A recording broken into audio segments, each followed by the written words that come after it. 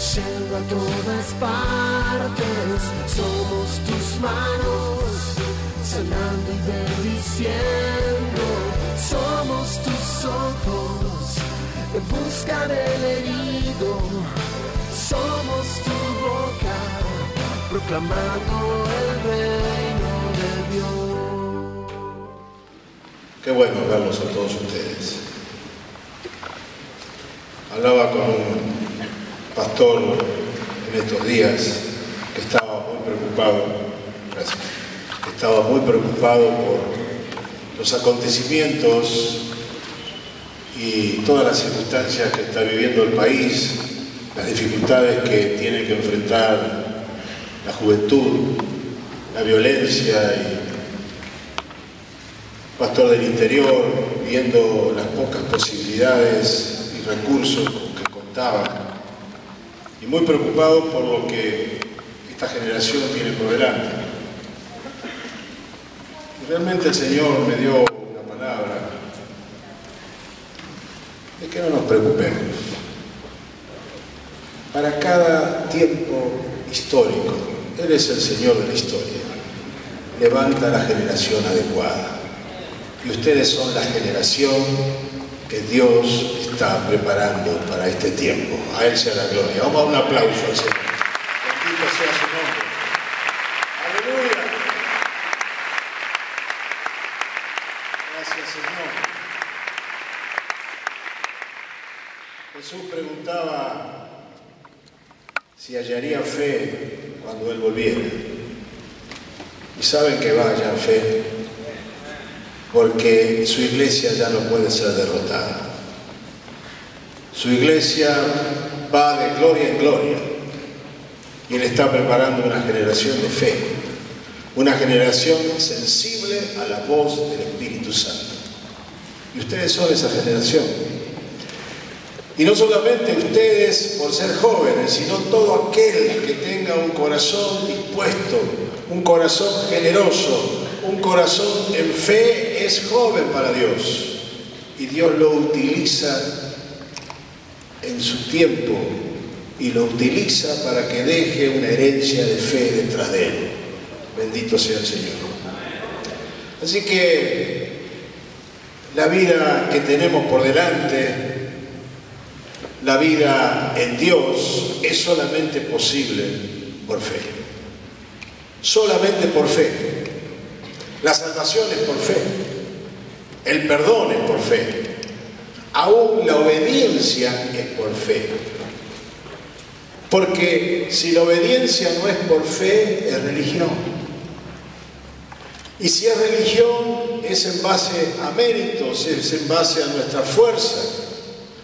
Es no creerle a Dios, es por nuestros esfuerzos. Y Dios ha venido en nuestras vidas y nos ha dado vida eterna por pura gracia. No es por méritos. ¿Conocen la historia de Jericó? Esos muros que cayeron. En esa ciudad, detrás de esos muros, hubo una sola familia que se salvó gracias a la fe de una prostituta, que habiendo oído las maravillas y señales y prodigios que Dios se había hecho en el desierto con su pueblo, creyó. Y como creyó, actuó y pidió lo que había creído y le fue concedido. Una mujer indigna, una mujer que no tenía méritos, lo único que tenía era fe por lo que había oído. Y su fe hizo posible que toda su familia pudiera ser salva. A eso Dios lo llama simplemente gracia. Gracia. No es por méritos, es por gracia. Yo quisiera esta mañana hablarles de aquel que quiere impedir permanentemente que dudemos, que nos confundamos, que no entendamos la gracia de Dios.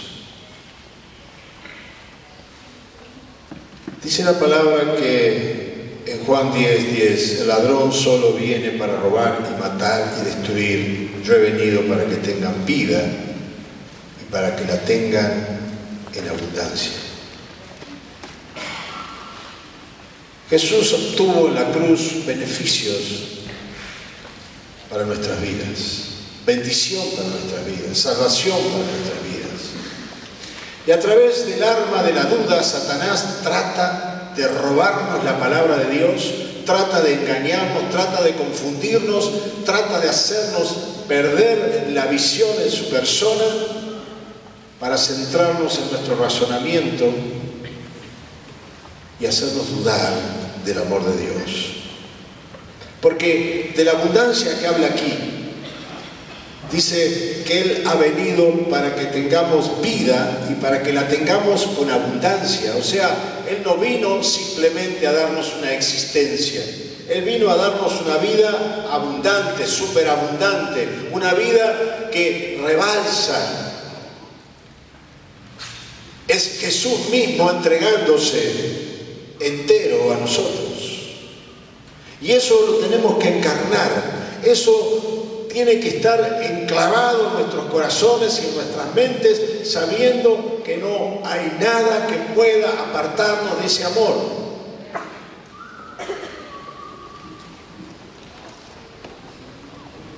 Esa vida abundante, esa vida superabundante que Dios nos da, lo abarca todo.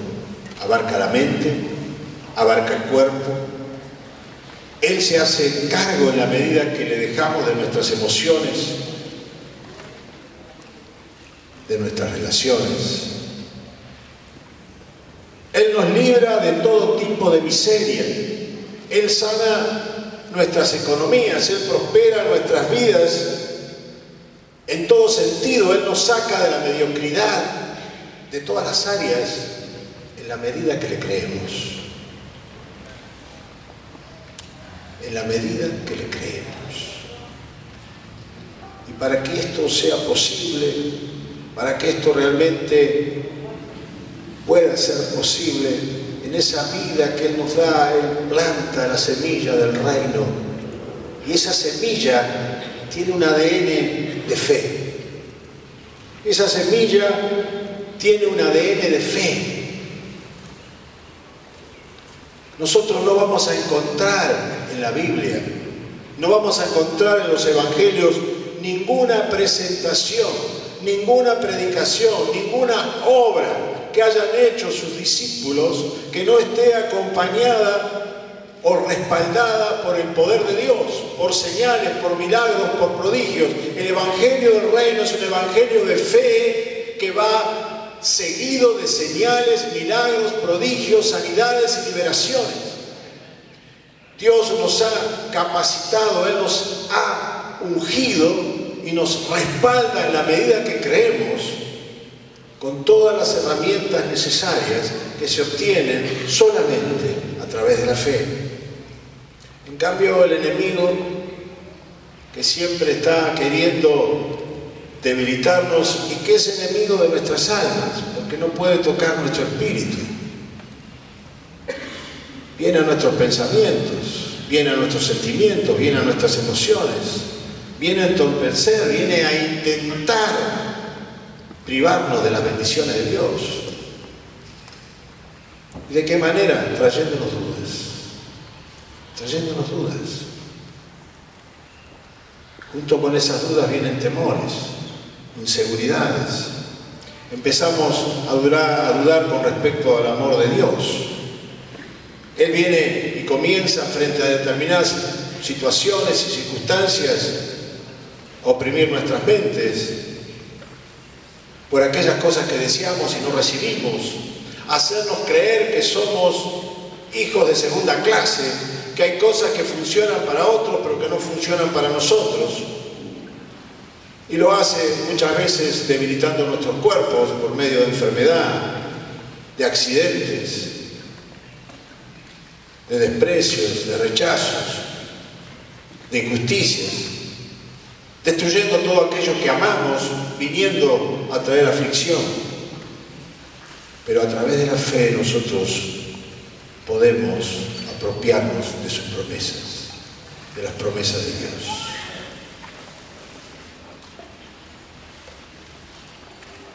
Porque Dios tiene un plan general.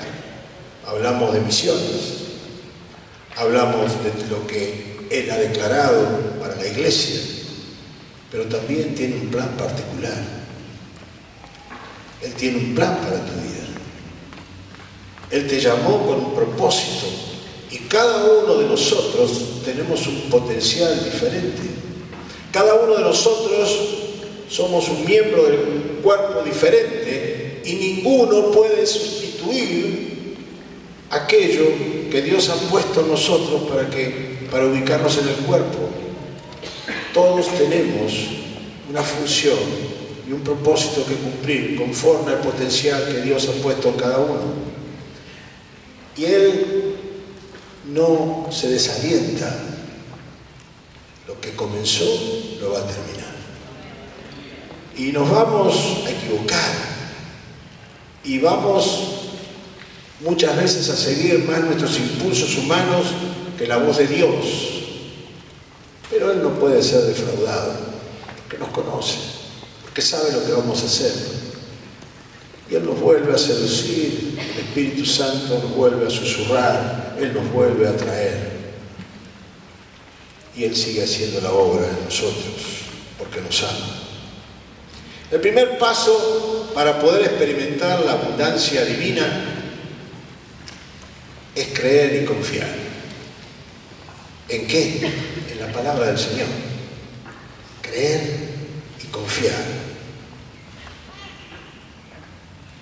¿Confiar en qué? En que lo que la palabra dice es realmente lo que el Señor desea para nosotros.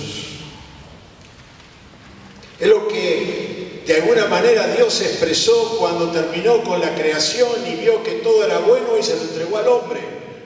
Hoy, a través de Jesucristo, Dios entrega a la iglesia sus promesas. El segundo paso es someter nuestros deseos a los de Dios para alinearnos con su voluntad. La estrategia del enemigo es que no alcancemos la vida abundante que Jesús promete. Por eso comienza robándonos la fe. Él viene a robarnos la fe a través de la duda. Él sabe cómo desalentarnos. Él sabe cómo entristecer. Él sabe cómo angustiar. Él sabe cómo decepcionar, cómo producir temor, cómo producir inseguridad, cómo traernos culpa por aquellas cosas que no hice, por las que debería haber hecho, por lo que no pude, por lo que no se hace. Pero como dije antes, Dios no se defrauda. Él espera y nos vuelve a hablar. Él nos quiere desalentar con contiendas, con divisiones. De esta manera siempre está queriendo hacernos dudar en el cumplimiento de su palabra en nuestras vidas.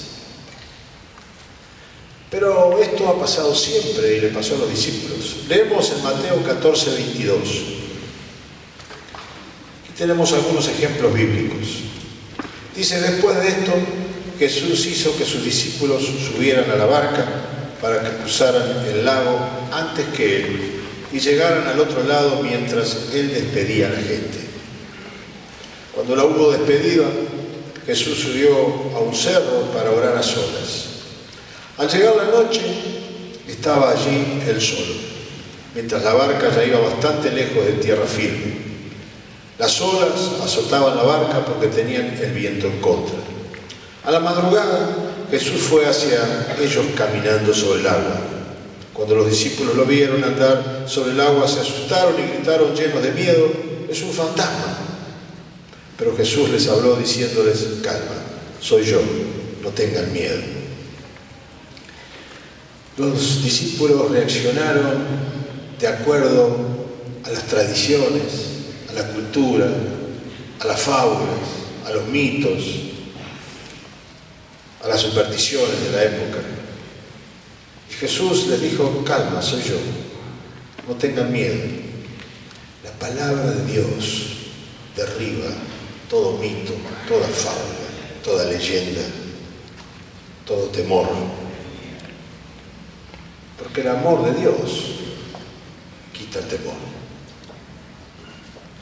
Jesús declaró su palabra. Entonces Pedro le respondió: Señor, si eres tú, ordena que yo vaya hasta ti sobre el agua. Y esto no está mal. O sea, Pedro utilizó el discernimiento natural. Quiso comprobar si esa palabra que le estaba siendo dada realmente venía de Dios, con un hecho concreto. Y no está mal que usemos el discernimiento natural. Y Pedro lo usó, es válido. Y Jesús le dijo: ven. Pedro entonces bajó de la barca y comenzó a caminar sobre el agua en dirección a Jesús. Si hay algo que Jesús siempre quiere, si hay algo que el Espíritu Santo siempre quiere hacer, es que ejerzamos fe. La fe es acción. Los resultados vienen después de la acción. La esperanza es lo que esperamos para el futuro, pero la fe es aquí y ahora. Y es el Señor el que nos estimula a que tengamos fe. Jesús siempre va a querer aumentar la fe en la medida que creemos. Porque si hay algo que Él desea es que caminemos en fe, y el único que nos puede enseñar a caminar en fe es el Espíritu Santo, a través de la fe en su palabra. Pero al notar la fuerza del viento tuvo miedo y como comenzaba a hundirse gritó: sálvame, Señor. Al momento Jesús lo tomó de la mano y le dijo: qué poca fe tienes, ¿por qué dudaste? A todos nosotros nos gustan las experiencias que obtenemos con el Señor, porque de alguna manera cada vez que el Señor nos usa nos hace sentir aprobados. Ahora, está muy bueno caminar sobre las aguas. Estuvo bueno que Pedro caminara sobre las aguas, pero lo importante no era que caminara sobre las aguas. Lo importante era que caminara hacia Jesús, mirando al autor y consumador de la fe. El Señor quiere que caminemos detrás de Él, que vayamos siempre a su presencia. Y ahí es donde vamos a encontrar nuestra verdadera medida de fe. Ahí es donde vamos a empezar a vernos en el espejo y a procurar aquello que todavía nos falta y que el Señor está deseando darnos. Ahí es cuando somos probados, tratados, donde afloran nuestras flaquezas, donde nuestra espiritualidad toma su verdadera dimensión. Cuando Él caminó hacia Jesús, caminó en fe y funcionó. Pero después necesitó ser ayudado. Caminando hacia el Señor es donde, si nos dejamos tomar de la mano del Señor y le creemos cuando nos dice: calma, soy yo, no tengas miedo, vamos a ser liberados de toda duda y no nos va a ser robada la palabra. Somos librados de esas dudas, somos librados de temores, somos librados de incredulidad, experimentamos el amor de Dios. Dios confirmó así sus promesas en la medida que le creemos. Está escrito en 2 Corintios 1:20: Dios ha dado en Cristo para siempre su sí, pues en Él se cumplen todas las promesas de Dios.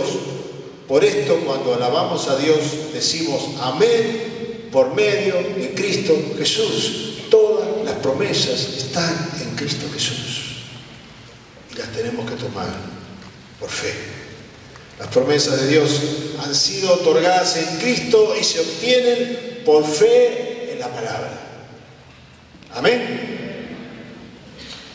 Pedro comenzó con duda, en forma muy supersticiosa, pensando que veían un fantasma. Cuando Jesús habló, el impetuoso Pedro quiso confirmarlo y Jesús le dijo: ven.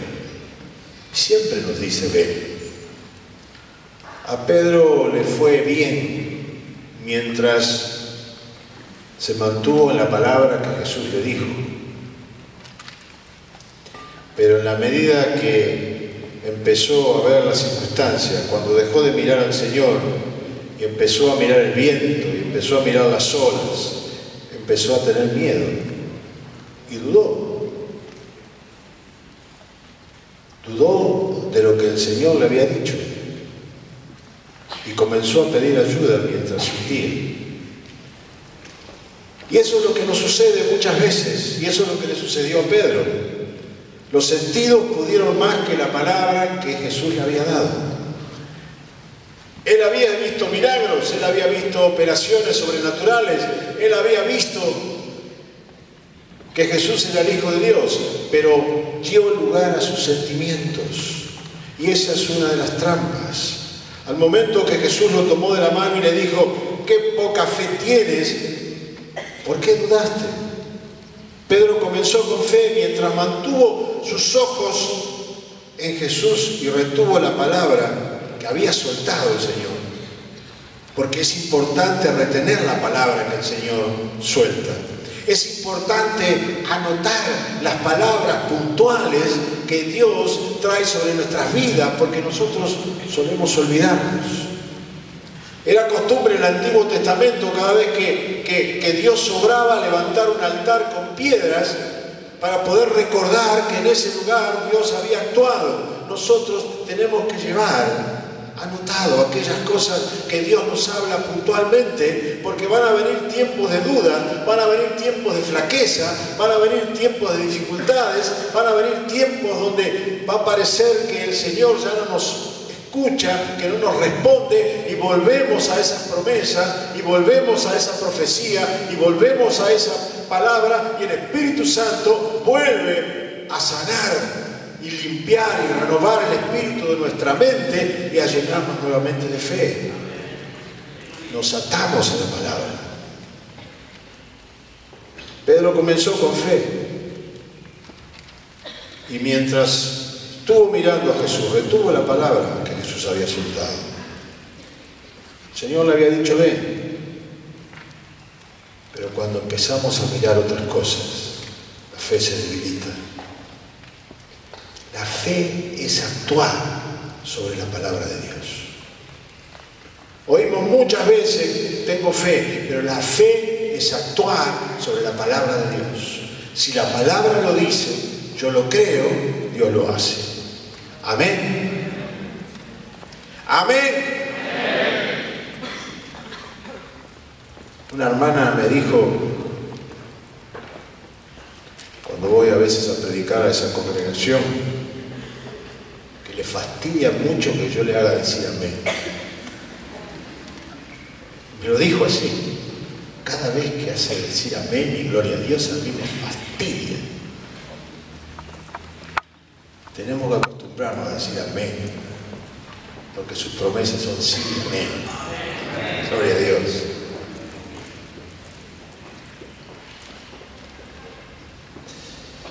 Todo fue bien mientras actuó sobre la palabra que el Señor le había dicho. Cuando tuvo miedo y la duda comenzó su obra, comenzó a hundirse. Dios no quiere que nos hundamos. Jesús no quería que Pedro se hundiera. Jesús quería que Pedro llegara caminando a la barca. Porque esa clase de testimonios y de señales infunden fe. Él, a través de esas operaciones, hace crecer la fe en su familia, en su cuerpo, en la iglesia. Él quiere mostrarse, quiere que veamos su misericordia, su grandeza, sus prodigios. Él quiere que creamos. Él deseaba que Pedro llegara caminando a la barca. Él siempre está queriéndonos llevar de gloria en gloria. Él es el que desea que nuestra fe no falte. La duda le robó a Pedro la bendición. La duda y el temor van de la mano, pero la fe y el amor también. Por eso dice la palabra sino que el perfecto amor echa fuera el temor. En Mateo 17, 14 en adelante, dice que cuando llegaron a donde estaba la gente, se acercó un hombre a Jesús arrodillándose delante de él. Le dijo: Señor, ten compasión de mi hijo porque le dan ataques y sufre terriblemente muchas veces. Cae en el fuego o en el agua. Aquí se lo traje a tus discípulos, pero no han podido sanarlo. Jesús contestó: oh gente sin fe y perversa.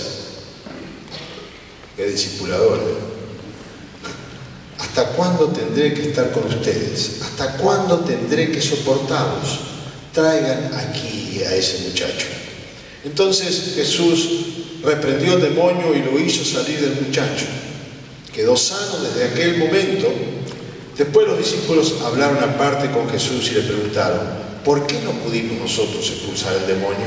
Jesús le dijo: porque ustedes tienen muy poca fe. Les aseguro que si tuvieran fe, aunque solo fuera del tamaño de una semilla de mostaza, le dirían a este cerro: quítate aquí y vete a otro lugar, y el cerro se quitaría, nada le sería imposible.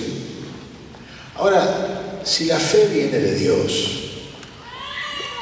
¿cómo es posible que Jesús les reproche tanto a los discípulos? ¿Por qué les reprocha no tener fe? Porque la fe viene por el oír la palabra de Dios, o por oír a Dios. Y ellos habían oído a Jesús. Jesús les había dicho, Jesús les había anunciado. Jesús en Mateo 10 les dice, llamó a sus 12 discípulos y les dio autoridad para expulsar a los espíritus impuros, para curar toda clase de enfermedades y dolencias. Jesús les había dado poder para hacerlo. Lo que Jesús les reclama es que no tenían fe para utilizar el poder que ya les había dado, la autoridad que les había dado sobre las fuerzas del mal. Les había dado potestad, derecho de actuar sobre toda acción de fuerza inmunda. Nosotros debemos revisar nuestra teología y escuchemos muy bien cuando estamos orando, o cuando hay reuniones de oración, o cuando estamos en algún grupo, la infinidad de oraciones que escuchamos pidiendo poder, para poder hacer la obra, poder para que la gente crea, poder para dar la palabra. Nosotros debemos revisar nuestra teología. Muchas veces nos descubrimos orando y pidiendo más poder para ser utilizados. Sin embargo, el problema no es el poder. Si tenemos el Espíritu Santo, tenemos el poder. Pensamos que con más poder vamos a tener resultados automáticos, pero Dios responde a la fe, no al poder. Responde a la fe. El problema no es la falta de poder, el problema es la falta de fe, es creer lo que la palabra de Dios dice. ¿Por qué no decimos gloria a Dios? Pero la próxima vez, que sea con fe. Jesús, en todos estos casos, lo que les dijo, que el problema de ellos era un problema de incredulidad, era un problema de duda. Marcos 4:35 dice: al anochecer de aquel mismo día, Jesús dijo a sus discípulos: vamos al otro lado del lago. Entonces dejaron a la gente y llevaron a Jesús en la barca en la que ya estaba, y también otras barcas nos acompañaban. En esto se desató una tormenta con un viento tan fuerte que las olas caían sobre la barca de modo que se llenaba de agua. Pero Jesús se había dormido en la parte de atrás. Apoyado sobre una almohada, estaba dormido Jesús. Lo despertaron y le dijeron: Maestro, ¿no te importa que nos estemos hundiendo? Jesús se levantó y dio una orden al viento y dijo al mar: silencio, quédate quieto. Y el viento se calmó y todo quedó completamente tranquilo. Después dijo Jesús a los discípulos: ¿por qué están tan asustados? ¿Todavía no tienen fe? Por tercera vez Jesús los reprende por haber dudado. ¿Qué dudaron? Dudaron de lo que Jesús les había dicho. Ellos dudaron de lo que Jesús les dijo. ¿Qué les había dicho Él? Que iban a pasar al otro lado. ¿Qué tenemos que hacer cuando Jesús nos dice que vamos a pasar al otro lado? Créanle. No hay puente, no hay posibilidad, pero le tenemos que creer. Él lo va a hacer. ¿O acaso hay algo imposible para Dios? Sí, nosotros podemos razonar y decir, bueno, pero es normal que tuvieran temor, es normal que estuvieran asustados, las olas se llenaban de agua, Jesús durmiendo, que era el que tenía la autoridad, era otra época, no había salvavidas, no había quien lo rescatara, no había ni siquiera señales para hacer. Pero el tema no es razonar, el tema es creer. Jesús dijo que iban a pasar para el otro lado.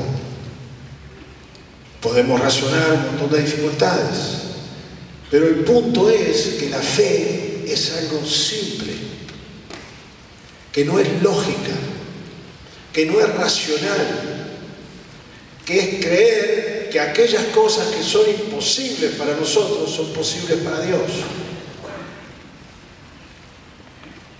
¿Por qué? Porque la fe se basa en la palabra de Dios. No tiene que ver con lo que sentimos ni con lo que pensamos. Fue dada la palabra profética esta mañana. ¿Qué era lo que estaban viviendo los discípulos? ¿Cuál era el problema que estaban viviendo? Que permitían que el ladrón les plantara la duda, que utilizara esa arma, que entrara en sus mentes para que la razón fuera utilizada por el enemigo para robar las promesas del Señor, para robar la palabra que el Señor declaraba. El ejercicio de fe que debemos comenzar a hacer todos los días es sujetar nuestra mente a la palabra y no que la palabra sujete la mente. Debemos sujetar la mente a la palabra y no la palabra a la mente. Muchas veces analizamos la palabra, racionalizamos la palabra, intelectualizamos la palabra, le damos más importancia al conocimiento que a la fe en lo que estamos recibiendo de la palabra. En cada una de estas instancias, el ladrón, utilizando la duda, privó a los discípulos de recibir lo mejor que el Señor tenía para ellos. Lo más sublime que Dios tiene para cada uno de nosotros y que tenía para los discípulos es comenzar a actuar, a vivir en fe. Que le recibamos a Él en fe, que recibamos la palabra en fe y que andemos en fe. El Señor lo estaba formando. Ellos llegaron a serlo. Nosotros también. Nosotros también estamos siendo tratados. Estamos siendo ministrados. Y el Espíritu Santo nos ha traído a este lugar para que seamos estimulados en la fe y le creamos al Señor. Si actuamos en la palabra de Dios y utilizamos el poder que mora en nosotros, podremos experimentar las más grandes bendiciones que Dios ha plantado y ha preparado para su pueblo. La duda nos lleva en su obra destructiva a la incredulidad y al miedo. El miedo y el temor se oponen a la fe y se transforman en incredulidad.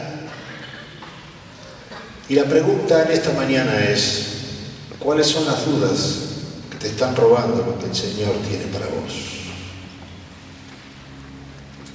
El desafío del Espíritu Santo en esta mañana es que nos apropiemos de su palabra, que nos apropiemos de su promesa, que hagamos efectivo todo el potencial que Él ha depositado en cada uno de nosotros. El Señor en esta mañana te desafía y te dice: Jesús, ven y renuncia a toda duda, a toda incredulidad.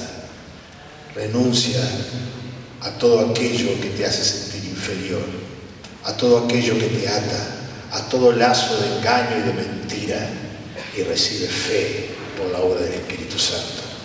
Así que si estás viviendo tiempos de incertidumbre, si tienes dudas, si estás necesitando un toque de Dios, si estás realmente necesitando ser inflamado y encendido por el Espíritu Santo, en esta mañana te invito a que oremos, a que pongas la fe en acción y le digas: Señor, yo quiero más.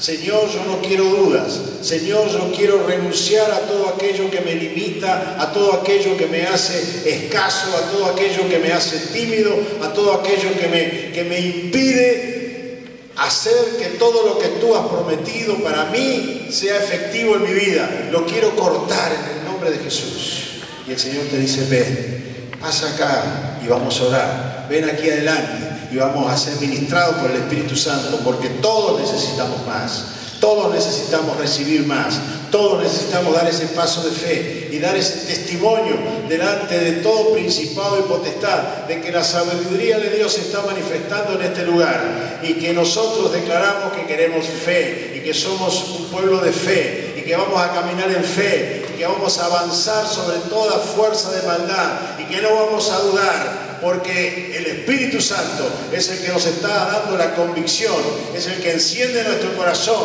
es el que nos está preparando para que esta generación en la cual vivimos pueda recibir el Evangelio del Reino y muchos vengan a los pies de Jesús. El Señor en esta mañana te quiere ministrar. Ponte de pie. Y la fe es acción y es mostrar en una profesión de manifestación física, que quiero recibir lo que Dios tiene para mí.